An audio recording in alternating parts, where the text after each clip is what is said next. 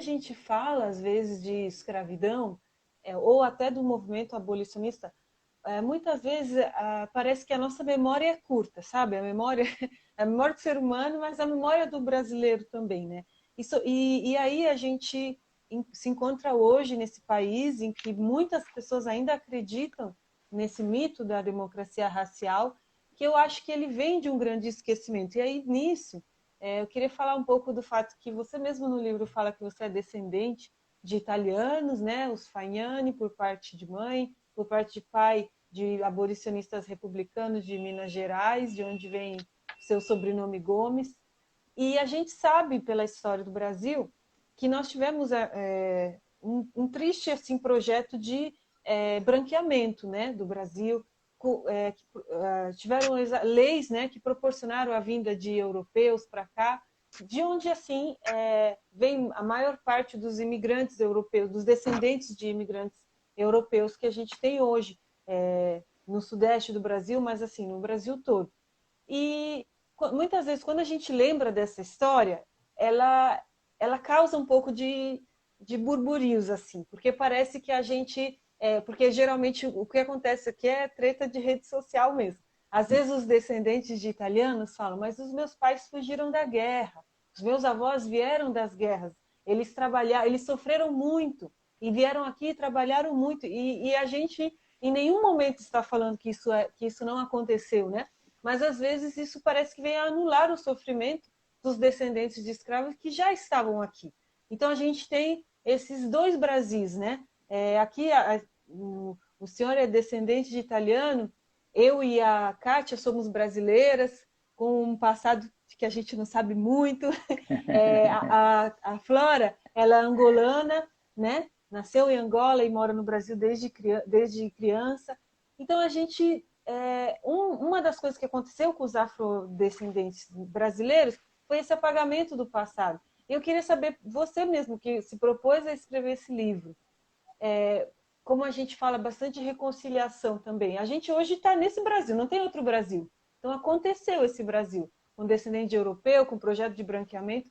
Como que você vê essa possível reconciliação, sabe? Da gente olhar para o nosso passado e falar, foi isso que aconteceu, sem que, no caso, os descendentes europeus se sentam ofendidos e sem também diminuir a dor dos afrodescendentes. Como que você vê isso? Olha, eu acho que a primeira coisa que nós temos que fazer ao nos confrontar com esse passado tão complicado, controvertido e doloroso é estudá-lo, discuti-lo, como nós estamos fazendo aqui hoje, e reconhecer que todos nós, de uma forma ou de outra, somos herdeiros do maior regime escravista do hemisfério ocidental. O meu orientador no primeiro livro, o embaixador Alberto da Costa Silva, ele diz que todos nós brasileiros que estamos vivos hoje temos a ver com a escravidão, porque ou somos descendentes de senhores escravos, ou somos descendentes de escravos, ou somos descendentes de imigrantes que chegaram aqui para substituir a mão de obra escrava. E que lá na Europa já tinha uma história de escravidão. Quer dizer, a escravidão não é apenas atlântica, recente, africana. Essa escravidão é profunda, ela tem raízes em milhares de anos, né? E eu acho o seguinte, ninguém pode se eximir dessa culpa e dessa discussão. Todos nós temos a ver com a escravidão, porque o Brasil foi o maior território escravista do hemisfério ocidental, recebeu 4,9 milhões de africanos escravizados ao longo de 350 anos. Isso dá 40% do total de 12 milhões e meio, 12,5 milhões que embarcaram da África para a América. Foi o país que mais tempo demorou a acabar com o tráfico negreiro, pela Lei Eusébio de Queiroz, em 1850, e com a própria escravidão, com a Lei Áurea de 1888.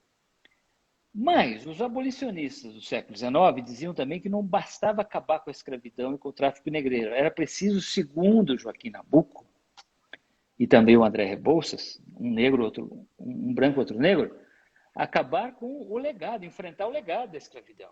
Como? Dando oportunidade, terra, trabalho, educação, moradia, saúde incorporando a população afrodescendente, descendente de escravos, né, na sociedade brasileira, como cidadãos, com plenos direitos e com deveres também. Isso o Brasil jamais fez. O Brasil empurrou o problema da escravidão com a barriga. E o resultado está aí hoje, né? Eu tenho citado isso com frequência nas minhas entrevistas e também no primeiro volume de Escravidão. A escravidão hoje ela está entre nós na forma de na paisagem, né? Nas grandes periferias, insalubres, pobres, dominadas pelo crime organizado. Quem mora lá é majoritariamente a população afrodescendente que não teve outra oportunidade de moradia. Nas estatísticas que mostram o enorme abismo, né, entre a população branca, descendente de europeus, e a população descendente de africanos. Desigualdade no Brasil, desigualdade social, é sinônimo de negritude. Isso é inegável, estatisticamente. E no preconceito. O que nós estamos falando aqui? Um Brasil que perdeu oportunidades de se reformar, de melhorar as suas instituições e a convivência entre todos os brasileiros, de dar oportunidades nas gerações passadas.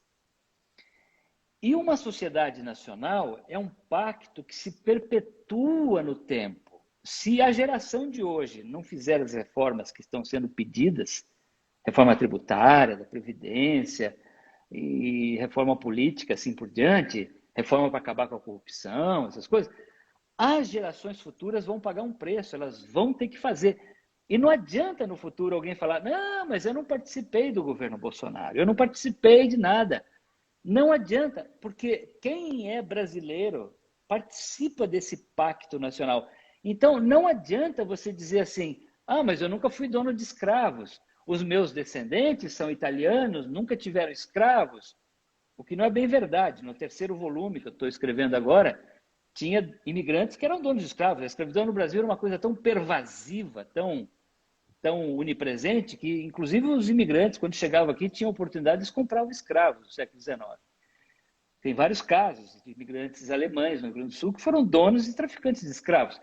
Mas eu diria assim, não adianta você tirar o corpo fora, dizer eu não tenho nada a ver com a escravidão, porque você é brasileiro e você participa de um desafio nacional que foi mal resolvido lá atrás. Então, a melhor coisa que a gente faz agora para ter um Brasil melhor do que nós temos hoje, do que nós já tivemos, é aceitar o problema, encará-lo de frente e tomar as providências necessárias no voto, na urna, com políticas, escolhendo políticos que se comprometam com políticas públicas que ajudem a resolver esse problema, do que fingir que o problema não existe.